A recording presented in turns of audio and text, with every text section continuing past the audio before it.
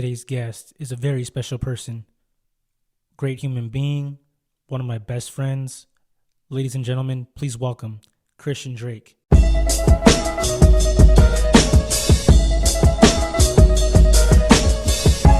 one thing that sucks though with the earphones is that when you take them off, you get a little indent.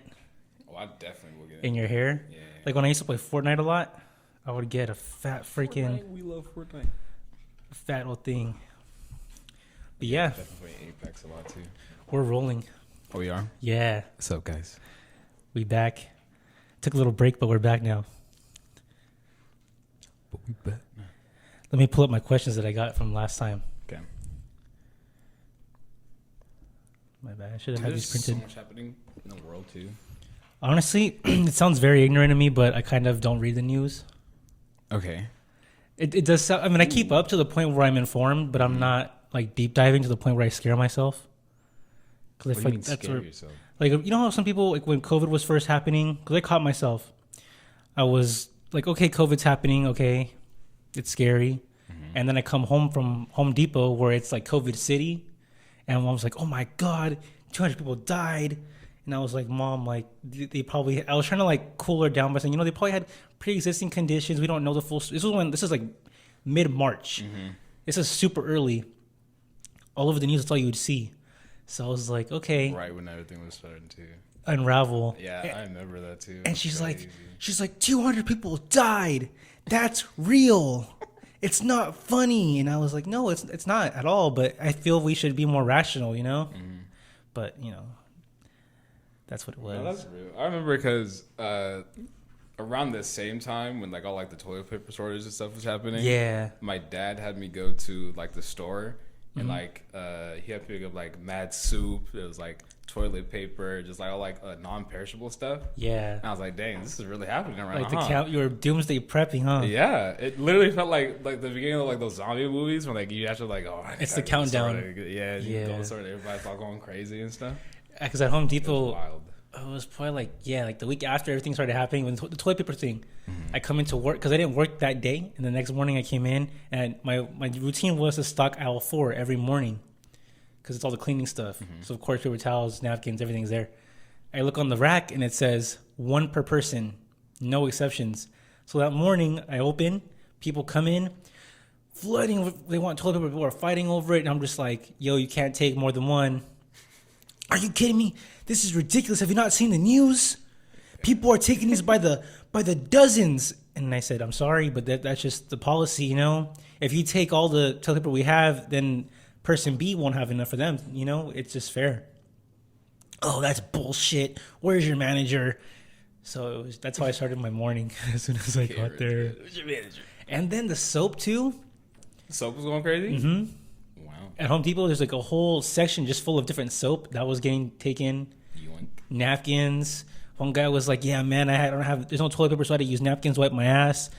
I have a rash. And I was like, oh, I didn't need to know that. I had a rash. He said, I have a rash. What? I was like, oh. I just laughed. TMI, bro. TMI. And that same day in the aisle, some dude coughed. I was like stocking stuff late at night. I don't think it was that day. It was probably a couple days later. And the dude goes, he coughs. And I look and I'm like, hey, yo. and he's like, don't worry, bro. I hit some chronic. I don't have COVID. Right. And I was like, oh, that's fine then. oh, all right. So the questions that I had from last week is what are the rest of your goals for the rest of 2022? The rest of my goals for 2022. Small or big? Doing small, getting back into photography actually. Okay. So I'm going to actually have this Friday. I have a couple of shoots for grad photos. Really? So I'm doing a couple of those grad photos, yeah, and then just starting up with photography again. Just getting back into it. That's cool. Yeah, I think it's good to do. But cameras these days are so expensive. Just like starting to like get better and better cameras. Like the camera I have now is like, it's not a bad camera. It's a good camera. But to get like to that next like level, I have to drop like 2.5K, 3K. Yeah. To get just a new lens, and then the body would be like another grand. It's 1,000, 2,000 for a lens. Yeah, like so the long one. The camera I want, no. Those like if you like professional like sports. Yeah, stuff, they're like gray. Those long gray ones, those can go for like 15 grand. That's a car. Those are lenses. Yes, it's literally a car. Damn. So what's the difference between mirrorless and the other ones? Like what makes each one better or worse? I don't want to be wrong on this, but for regular DSLRs, the way the camera works is the image comes in through the lens and bounces off a mirror to the viewfinder. But for mirrorless, it's all digital. Okay. So instead of it refracting, it's just a digital image. Like it's a straight digital image instead of like actual. I'm trying to understand because it's kind of hard to explain. Because aren't all photos digital images? Yes, it's the way it's captured as digital. It's not like I don't know how to explain it. It's really sciencey though. No, I'm like, sure. Because in a non-mirrorless camera, there's an actual mirror in the actual camera. Yeah. That the image is bouncing off of, and you actually like see it. Okay. But in a mirrorless camera, it's not there. Okay. Do you think like have you seen those videos when it'll say whatever day from like 1915, and it'll be like people messing around in like some village? Do you think they were freaking out when they first saw a camera? Probably. I'd freak out. I would too. I was like, dude, what is this big old box that you're just like? Because they weren't small. They were huge. Yeah. They were massive. But I saw one. It was 1910 walking through New York City. Mm-hmm. Everything just looks way different. But imagine you wake up one day, you have no clue what a camera is. I don't even think they had TVs yet. Mm-mm. And you just see this thing and you ask, hey, what is that? Oh, it takes video. What's a video? Dude. How would you even comprehend that? I don't even know. You can't. What would you even like say? Like, oh, nice. Okay, because you can't comprehend it. What is that? And then like, what could be now that would do that? That would revolutionize something. The closest thing I could think of is probably VR. Oh, we have VR though. We have AR too. There's augmented reality. What's that? It's oh Lord. So VR is like you have the headset on, and it's just like your eyes, and you have a controller. Yeah. But then AR is like it's like digital mapping almost, where like you have like the full bodysuit on. You have like actual like some people like you can go to like an augmented reality room. I've never heard of that. It's really sick. Like you can have they have games that you can play. Uh-huh. You can have like a gun in your hand, but it's like all like rigged up, and like it's like you're physically moving around instead of like moving a controller. So it's like VR, but like 4D VR. That's crazy. Yeah. Do you think we'd have worlds of that? Dude, yeah. I mean, Mark Zuckerberg's trying to do his metaverse thing. I don't like that. Why? I don't know. I feel like that's just how every catastrophic futuristic movie starts. That's how Terminator's going to start. We're going to have AI and augmented reality. I saw a video. Oh, I don't know his name. I think his name is shit, it's coming to me. Damn it. He's some like motivational speaker, and he's really tall. He's like 6'7". Tony Robbins. That dude. He had a podcast with an AI robot, but it wasn't a robot. It was a robot, but it looked like a human, but you can clearly tell it wasn't a human. Okay. And he asked it some question. I forgot the question, but the AI was a woman, and maybe it is. Looked like a woman, maybe it isn't. But she's like, oh, humans are incompetent and unable to comprehend our minds. But then I'm thinking, someone has to be. Right there, I feel like someone has to be. Like someone had to have created the software to make them like work, right? Yeah. You think AIs would kill the one person that knows how to stop them so that they can take over? I think that we've maybe like way too many movies, and like we're like way too paranoid about actually making it and that actually happening that we do something to prevent it. You think? Yeah. But on the same token, I think we're stupid enough to not do that at the same time. Yeah, like, oh no, it's impossible. Like, no shot it takes over the world, right? There's no way. Because they even said like humans aren't capable of doing like heavy lifting for work, and AI wants to do that. Like instead of having real construction workers, would have AI do it. Mm-hmm. But I'm like, damn, how would that work? It's like automated factories now. That's true. I mean, it's not really AI though. It's just like a programmed machine that does a specific thing over and over again. Like a programmed forklift, kind of. Yeah. Okay. So what else other than photography? Like sorry. My bad. I'm trying to. Go ahead. Oh, I forgot what I was saying. Like for factories, like car factories, instead of like a dude that's like taking a door and like putting like a panel on it, it'll be a robot just like taking a door off like a crane and then moving it somewhere. Another robot puts it on there, and then the same robot takes it somewhere else. You know what I mean? Yeah, that's crazy. Think they would save money if they did that? Oh, yeah. Like thousands or just a couple hundred? Millions. Millions, you think so? Especially for like big industries, you don't have to pay like individual people for like labor. You think you just have a machine just run it and like somebody. That's true. Because then you have to pay just like 10 people to monitor the machines instead of like an HR department monitoring like hundreds of people. And then you have to do with like health insurance. Somebody gets hurt on the job, stuff like that. What do you think of humans' jobs would be then? Like in that case, like that whole industry is wiped out of human. It's all AI based. So then, I mean, I feel like we figured something out. Yeah. But then a lot of stuff would be. I feel like it would be more like customer service stuff instead of like manufacturing, like help desk. Yeah. Okay. It'd be a lot more like personable stuff instead of like factory work or sanitation work. That's true. You know, stuff like that. Okay. So what else other than photography is a goal that you want to accomplish? So right now, in San Jose, I'm majoring in film. Okay. I'm in the RTVF department. What I eventually want to do someday is be a cinematographer. So I want to be the dude like behind the cameras, like for movies, just like finding sites to go to and then like actually filming it. Also, cinematographer does even sites like landmarks and stuff to go to. Yeah, that's cool. Yeah.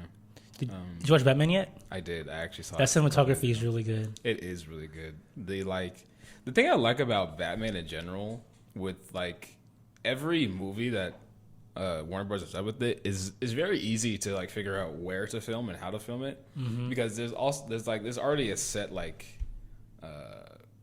feel and a look to Gotham. That's true. It's very easy to replicate, especially these days with like how like visual effects and like all that kind of stuff is. Yeah. Like it just looks cool. Right. It just looks cool. It does, and I'm glad that they've, because like in the Dark Knight series, the trilogy, they just had it in Chicago, and it's just Chicago. It's not run down Chicago. Yeah. But this Gotham was like, no, that's, you played the Arkham games. It was like that. That's how it felt. It did feel like a IRL adaptation of an Arkham game. Yeah, it really did. I also like how they, for those who haven't watched the movie, spoilers alert, by the way. I like how they kind of twisted like the story of like his parents and stuff like that. How they weren't all good. Yeah. That was really cool. I wasn't expecting that to be in the movie. Like I was just like, I was supposed to be like, oh yeah, his parents died. You know, yeah, they got shot by like some random dude. But in this movie, it's like they don't know who it was. It could have been some random dude, but it could have been, you know, like the mob or somebody trying to get back at them. So I like that. Really cool. How they exposed how his mom. I thought that was kind of. I mean, obviously it's a movie, but it was messed up. It's like, oh no, Martha Wayne wasn't some good woman. She came from a crap family, and Thomas wanted to cover it up. But then it makes me think, why would that be a cover up? You know, because most like nowadays, if you come from a bad family, you become successful. It's like, oh, that's your success story. Yeah. But they just got approved for a sequel. That's cool. Yeah, I've seen that. I do want to see what they do with it though. Yeah. Because who is it? The Penguin's alive now, and he's like in charge because the Falcon's dead now. Yeah. So he'll probably be. I don't know if they'll do, because they introduced a Joker at the end with the Riddler. The second. It was like unreleased. It was released after the movie came out. Oh, it was? Well, they briefly showed him, but there's a scene. There's a scene of actually him talking to the Joker. Have you seen it? The Riddler, right? No. Have you seen the scene? It was scrapped from the final part of the movie. Oh, I have not seen this. But Batman goes back to Arkham. I think it's Arkham State Hospital. It's not Asylum yet. But he actually talks to the Joker, and the Joker looks all messed up. Like, he doesn't look like he did in the Dark Knight trilogy. He has like scars all over his head. His face is messed up. His teeth are awful. And he's talking to Batman, but he does like his little Joker laugh. But they took it out because they think it would have overshadowed how good the Riddler's performance was. Dang, Paul Dano's performance. Scene? Yeah, because I saw that at the end of the movie. I was like, I don't know how I feel about this Joker vibe type thing. And then that scene came out, and I was like, damn, like this Joker is like genuinely scary. Like, he's scary, but Heath Ledger's is more insane. Dude, he's not scary. Never get over Heath Ledger's Joker. I remember did you watch that in theaters? Yes. I remember when I first watched it too. It's so like, because he method acted it, so he was actually like a psychopath. Yeah. Do you think he went too far? It's hard to say too far because the way in which he did it, he gave immaculate performance of what the Joker is. Yeah. Granted, he could have, I guess, regulated it better. Yeah. Because in the end, like he did, doing all of that kind of stuff led him to pass away because he was doing all those drugs and stuff. Yeah. For his thing. So I think he could have managed it better. But I don't think he did. I don't think he went too far with it now. Okay. But I feel like, because I don't think any other actor would have, done the same thing and then like delivered it the way he did. No, I think he's gone the furthest. Yeah. As far as I know. I think so, because I don't think anybody else is gonna, voluntarily induce drugs in themselves to portray a character in a movie. And I think what's cool about this new Batman is that it actually showed, like, because Paul Dano, of course, he took his the initiative to change himself to be the Riddler. Mm-hmm. Same thing with Robert Pattinson to be Batman. And I feel like most actors now just play themselves in whatever movie they're in, like The Rock and Mark Wahlberg at this point, I think. Like, Mark Wahlberg always plays some Boston dude. Yeah. And Ben Affleck, too. I feel like Ben Affleck was like that, too. I feel like it was a lot more Ben Affleck playing Batman than it was just, like, a Batman character. Yeah. Because it was, like the fight scenes were cool, but it didn't really... Fight scenes were pretty sick, not gonna lie. His Batman didn't sell me as much as his Bruce Wayne did. True. Because his Bruce Wayne, he was very Bruce Wayne. But the Batman, it was more like, it still see Ben Affleck in there. Exactly. But with Pattinson, it was like, okay, like I really feel like he's Batman. Same thing with Christian Bale. Yeah. But both of them were very good Batmans. What do you think of the fight sequences in the new one? I feel like it was very... Okay, so in this movie, compared to the other ones, like in Christian Bale's Batman, I felt like I was watching... It felt like I had seen a Batman that had been Batman for a long time, even in Batman Begins, or Batman Begins. But for this one, for Robert Pattinson, it felt like in the movie he had been Batman for a while, and he had already been like established in like the city, like the timeline that they were showing. But for me, it felt like he was brand new to being Batman, even though he had like the the bulletproof suit and everything. Yeah. But like it didn't feel like, because in Batman Begins, in the Christian Bale one, he had gone through Ra's al Ghul and like all the training and stuff, and he saw all that. For me, it just felt like he was just like a dude that was like determined to like be vengeance. Yeah, and he was just going out beating up people because he was good at it. Yeah. So there was a book that came out before the movie. So I actually read this book before I watched it, and it's an origin story. So you know how in Batman Begins, he goes to wherever, I think it's like Japan. I don't know, maybe it's Japan. I don't know where somewhere he goes. In Asia, I think. But he joins League of Shadows. He's a ninja, fights Ra's al Ghul, whatever. And this new one, Alfred actually teaches him how to fight. Oh. His whole childhood. Yeah. And they actually developed their own martial art called Bruce Jitsu. Sounds pretty cool.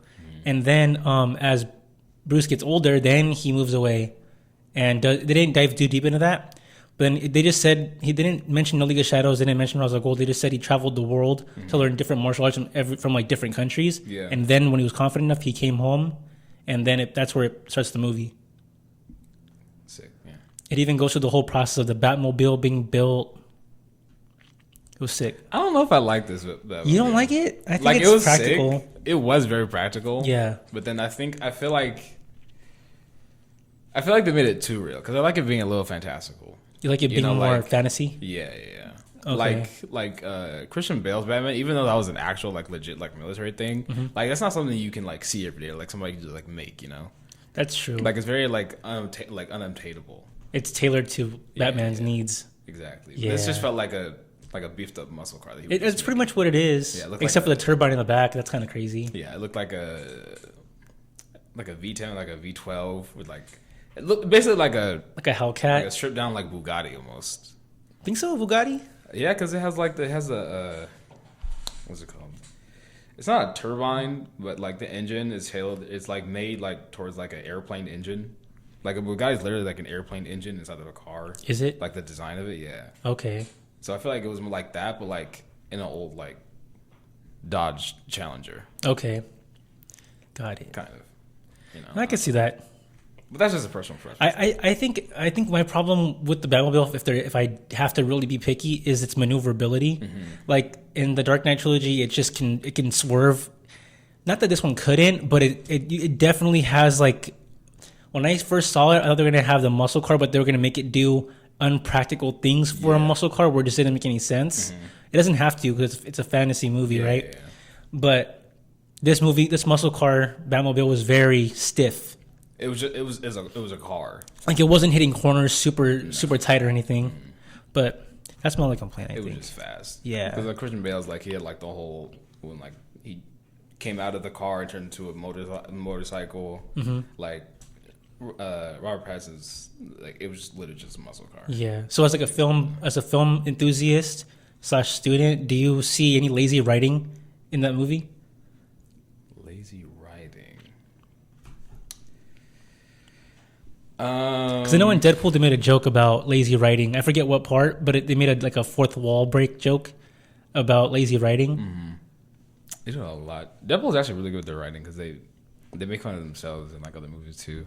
For this movie, I don't think it was lazy, but because I've seen so many films, like a lot of times it gets predictable now. Okay. Like the scene where him and Zoe Kravitz were, I think it was at the end, like right before they kissed. Like it was very like readable that they were going to kiss because they were just looking at each other. It was like, bro, just like. Well, there was tension the whole time. Yeah.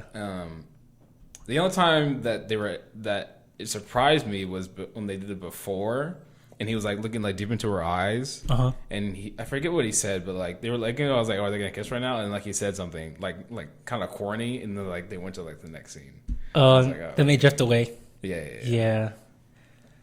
So what do you think? I don't think overall, it didn't feel like it definitely didn't feel like a trilogy movie. It felt like there was no lead up at the end. Yeah. I wouldn't say lazy writing, but it wasn't the best writing ever. Okay. I feel like it could have been better. Yeah. But it wasn't bad. The part that I messed up with that movie is that I've been excited to watch it since 2019. So any little piece of information that I would get from the studio, I would watch it. So a week or two before the movie came out, they dropped the Batmobile scene, the first one, where they're doing the chase. And I watched it and I was like so mind blown. Then when it came time to watch the movie, I was like, Yeah. I already saw this. Spoiled it for yourself, man. I did. No, next time I'm not doing that. I'm just gonna not. I'll try to do that if I can, especially when what movie was it? The latest Spider-Man movie. Was it No Way Home? Yeah, No Way Home. I was trying my best not to like, because when like they were like the reveal of like all three of them being in the movie. I was trying my best because I feel like it was gonna happen anyway. Because it was like, well, why not? Yeah. But I feel like they did a really good job of like hiding it though. They did. Even though everybody knew like it was probably gonna happen. Like it wasn't like the studio was like, oh yeah, it's probably gonna happen. Like they were like, nah, it's not happening. Because that picture of Andrew when he's leaning on the bars, that got leaked. Yeah. And people were like, oh my god, like it's from No Way Home. And he was like, oh no, that's from, I forget who said it, but someone was saying, oh no, that's from Amazing Spider-Man 1. That was a scene that we cut out. Yeah. But Jamie Foxx got leaked. I saw that one. Yeah, and the thing that gave it away for me was the lizard thing. Oh, when he gets kicked in the face. That was like, I think that was like a Chinese trailer or something, right? Because the American one didn't show that. They cut it out right before that. Oh, really? The American trailer didn't show him getting kicked in the face. Oh, well, probably then. But yeah, that's for me. That's what gave it. Like, okay, well, they're not just gonna like, just show that for no reason. No, Like at that point, I was like, okay, they're probably in the movie. But. Okay. So cinematography and photography, those only ones? I want to dabble in directing and writing. Okay. So what steps are you gonna take to work towards that? Literally just start making movies. Dude, I'm down to be in it. I'm down to write with you and make them with you too. Do it like a comedy or what do you got in mind? The movies I like the best are like drama, action, thrillers. Okay. Those are the movies that like get me the most. Like the trilogy movies, it's all like drama, like thriller and action. Yeah. So stuff like that. Stuff like I love anticipation.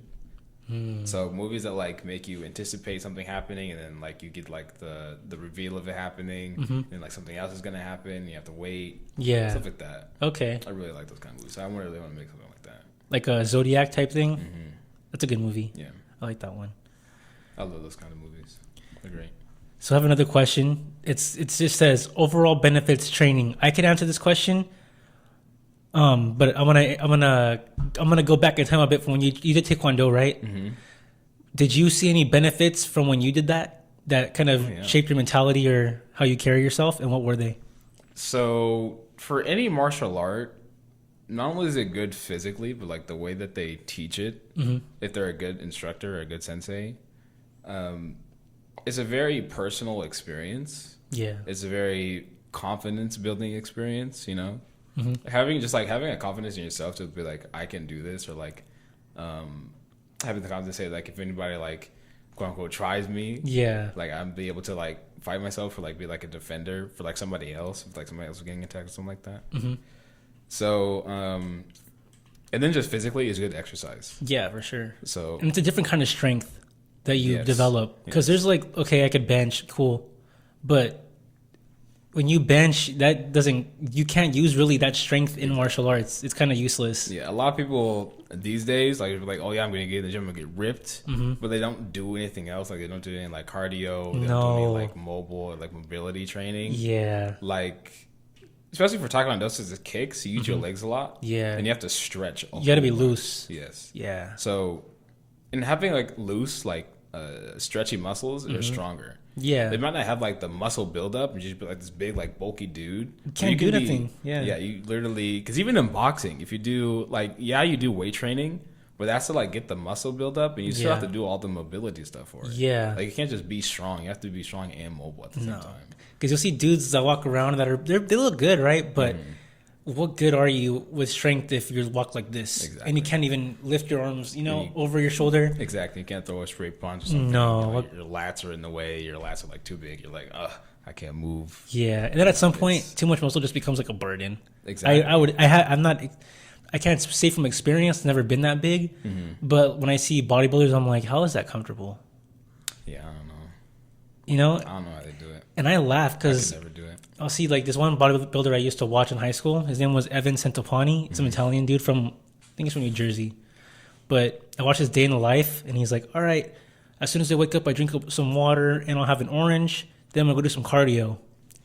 His cardio was like walking on the treadmill for 10 minutes. Oh, God. That's what I used to do, and I'm like, oh, well, this guy looks good. He does this, but that's not... Looking back, I'm like, I could not be okay with that. Yeah, that's like nothing. No, what do you really... I don't know. What are you really just warming up, I guess, right? Yeah, I guess. If you walk like a mile, like it's good for like just to get your blood flowing and like get like going. Yeah. But then like, because a lot of times people they end the workout with like a run, or like they start the workout with a run. Yeah. And they do the workout and then they take a break, then they go for like another run. What do you prefer, before or after? I prefer before, just like get going. Yeah. Because then like afterwards, like especially if I do like a leg day or like a like an intensive weight day, I won't do too much cardio, because then a lot of my like actual cardio would be when actually I'm doing the weights. Yeah. Because then I'll just be doing double cardio basically. But I like doing it before, and even in high school I had like this like breathing restrictor thing. Oh, you had an elevation mask? Yes, an elevation mask, and I would take that, and before I would do my workout, I would run like a mile or two, or like a mile and a half. Outside? A mile and a half. No, on a treadmill. Oh, okay. And I would just wear that, and then like so like my breathing gets right, because even now I have pretty strong lungs because I did that so much back in the day. Okay. So like it's easier to breathe, especially get oxygen into your lungs, because your blood needs oxygen. So just doing that, just like it helps a lot. Yeah, I could see that too. Doing it before. I thought about buying one back in the day, but I saw like videos that contradicted that they're useful or not, so I never did it. I think it's helped me a lot. Okay. Especially doing football, because you have like a whole like helmet on and stuff. Yeah. And like it's not like a whole bunch of airflow. Yeah. Just being able to like get like stupid amounts of oxygen into your lungs from like what we were before, especially doing it while exerting yourself. Yeah. It's for me, it was a big help. Okay. Cool. Personally. Let's see. Goal again. So someone asked me this: What's your favorite thing that your mom makes to eat? Mine is my mom's albóndigas. Those are bomb. I love my mom's stuffing around. Dude, that's the one food I can't get into. You don't like stuffing? Why? Do you guys use like bread? Yeah. In yours? See, I haven't. Okay, to be fair, I haven't had a good stuffing. So we have one like my family makes. It's just